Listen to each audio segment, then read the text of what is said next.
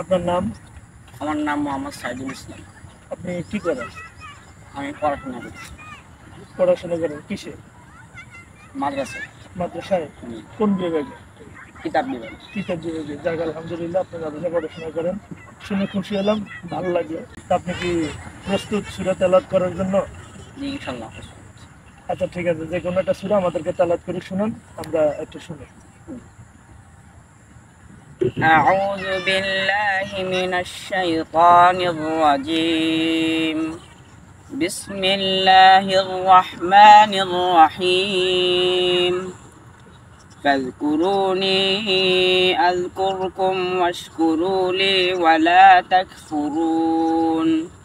يا أيها الذين آمنوا استعينوا بالصبر والصلاة إن الله مع الصابرين.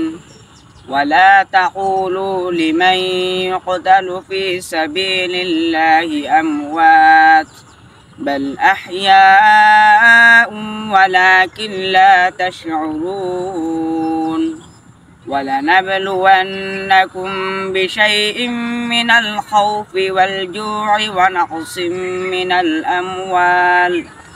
من الأموال والأنفس والثمرات وبشر الصابرين الذين إذا أصابتهم مصيبة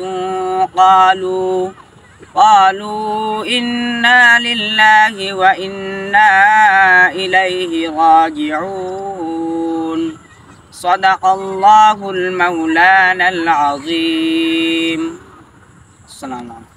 ওয়ালাইকুম আসসালাম। মাশাআল্লাহ, অনেক সুন্দর হয়েছে আপনার সূরা বলাটা, আমরা শুনে অনেক খুশি হলাম। তো আপনি ভালো থাকবেন। জি, ইনশাআল্লাহ। আলহামদুলিল্লাহ।